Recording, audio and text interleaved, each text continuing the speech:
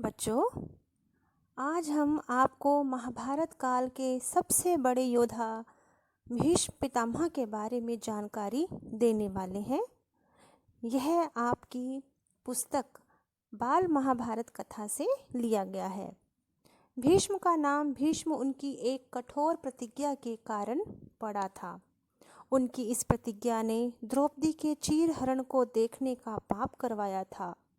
उनकी यही प्रतिज्ञा उनकी मृत्यु का कारण भी बनी थी। अपनी इसी प्रतिज्ञा के कारण भीष्म ने महाभारत के युद्ध में कौरवों का साथ दिया था। आइए जानते हैं भीष्म पितामह के बारे में। भीष्म पितामह देवव्रत का जन्म। भीष्म ने राजा शांतनु की संतान के रूप में जन्म लिया था। एक बार राजा शांतनु शिकार खेलते हुए गंगा के तट पर पहुंच गए। गंगा तट पर उन्होंने एक सुंदर स्त्री को देखा और वो उस स्त्री पर मोहित हो गए। राजा शांतनु ने उस स्त्री के सामने विवाह का प्रस्ताव रखा। उस स्त्री ने विवाह का प्रस्ताव मानने की एक शर्त रखी। वो चाहे कुछ भी करे, शांतनु उसका कारण कभी नहीं पूछेंगे और ना ही उसे कभी रोकेंगे। राजा शांतनु ने शर्त स्वीकार कर ली। राजा शांतनु का जीवन उस स्त्री के साथ सुखपूर्ण बीतने लगा। जैसे ही उस स्त्री की कोख से संतान जन्म लेती, वह उसे गंगा नदी में प्रवाहित कर देती। इस तरह राजा शांतनु के घर 7 पुत्रों ने जन्म लिया और सभी पुत्रों को उस स्त्री ने गंगा में प्रवाहित कर दिया। राजा शांतनु अपने 7 पुत्रों को खोकर भी उस स्त्री को रोक नहीं पा रहे थे और ना ही अपने पुत्रों को गंगा में प्रवाहित करने का कोई कारण पूछ पा रहे थे, क्योंकि वे वचन में बंधे हुए थे। इसके बाद शांतनु के घर एक और पुत्र ने जन्म लिया, लेकिन अब शांतनु अपने पुत्र को खोना नहीं चाहते थे। जब वो स्त्री 8वें पुत्र को भी गंगा में बहाने जा रही थी, तो राजा शांतनु ने उसे रोका और कारण पूछा। तब उस स्त्री ने बताया कि वह देव नदी गंगा नदी है और उसने बोला कि आपके जिन पुत्रों को मैंने नदी में प्रवाहित कर दिया, वे सभी वसु थे, जिन्हें महर्षि वशिष्ठ के श्राप के कारण मनुष्य रूप में जन्म लेना पड़ा था। मैंने उन्हें श्राप से मुक्ति दिला दी है, क्योंकि तुमने वचन दिया था कि तुम कोई भी कारण मुझसे नहीं पूछोगे, तो तुमने अपना वचन तोड़ दिया है। इसलिए मैं तुम्हें छोड़कर जा रही हूँ। गंगा अपने 8वें पुत्र को लेकर वहाँ से चली गई। राजा शांतनु व गंगा का यही पुत्र देवव्रत भीष्म के नाम से जाना गया।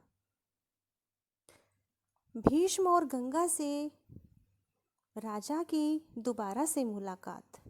इसके बाद शांतनु बहुत उदास रहने लगे।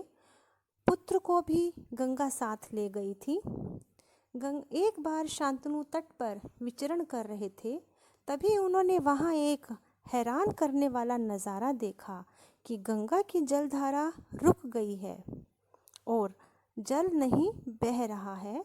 आगे जाकर देखा तो एक छोटे बालक ने अपने बाणों से गंगा की धारा को रोक रखा है। उन्होंने बालक से उसका परिचय पूछा, तो तभी वहाँ गंगा प्रकट होती है और वह बताती है कि यह बालक उनका ही पुत्र देवव्रत है। गंगा ने बताया कि यह एक महान धनुर्धर है, जिसने परशुराम से अस्त्र शस्त्रों की विद्या ग्रहण की है। वह गुरु वशिष्ठ से वेदों की शिक्षा ली है। शांतनु अपने पुत्र को देखकर बहुत प्रसन्न होते हैं। इसके बाद गंगा व देवव्रत को शांतनु को सौंप कर वहाँ से चली जाती है। देवव्रत शांतनु के पुत्र थे, इसलिए शांतनु देवव्रत को हस्तिनापुर का युवराज घोषित कर देते हैं। देवव्रत वेदों के ज्ञाता व कुशल धनुर्धर थे। उनके मुख पर इंद्र के समान जैसा तेज था। सारी प्रजा उन्हें स्नेह करती है और वे हस्तिनापुर का सिंहासन संभालने लगते हैं। भीष्म की भीष्म प्रतिज्ञा। तो आइए इसके बारे में जानते हैं। राजा एक दिन नदी के तट पर घूम रहे थे, तभी उन्हें एक सुंदर कन्या दिखाई देती है। वह कन्या निषाद पुत्री सत्यवती थी। राजा शांतनु ने उस कन्या से विवाह का प्रस्ताव रखा। वह अपने विवाह का प्रस्ताव लेकर राजा निषाद के पास गए। निषाद राज ने अपनी कन्या का विवाह करने की एक शर्त रखी। शर्त ये थी कि उसकी पुत्री से विवाह के बाद जो संतान होगी, राजा शांतनु उसे ही अपना उत्तराधिकारी घोषित करेंगे। लेकिन शांतनु पहले से ही देवव्रत को हस्तिनापुर का युवराज घोषित कर चुके थे, इसलिए उन्होंने इस विवाह को अस्वीकार कर दिया। लेकिन उसके बाद वह बहुत उदास रहने लगे। जब देवव्रत को इस घटना के बारे में पता चला तो वे राजा निषाद के पास उस कन्या को लेने के लिए पहुंच गए।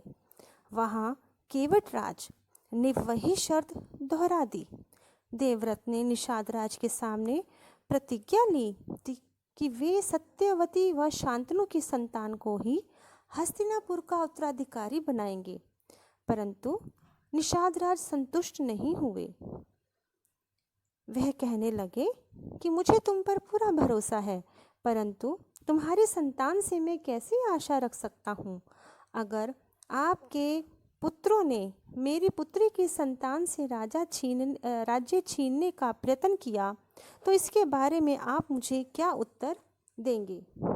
ऐसे में देवव्रत ने धरती और आकाश तथा चारों दिशाओं को साक्षी मानकर भीष्म प्रतिज्ञा की। प्रतिज्ञा ये कि जीवन भर विवाह नहीं करेंगे व ब्रह्मचर्य का पालन करेंगे।